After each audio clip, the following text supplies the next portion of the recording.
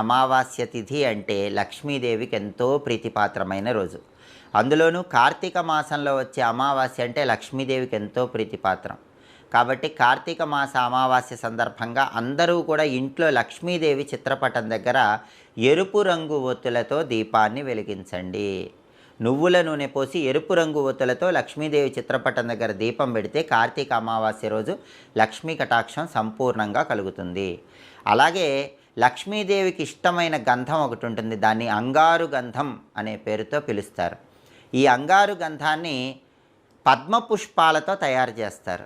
కాబట్టి అంగారు గంధంతో లక్ష్మీదేవి చిత్రపటానికి బొట్లు అలంకరణ చెయ్యండి.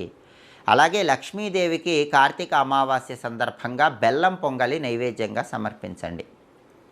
ఆ తర్వాత ముత్తైదువులని ఇంటికి పిలిచి ఆడవాళ్ళు కనీసం 6 మంది ముత్తైదువులకి తాంబూలంలో బెల్లం పొంగలి ఉంచి తాంబూల వాయనం ఇవ్వండి. ఇలా చేస్తే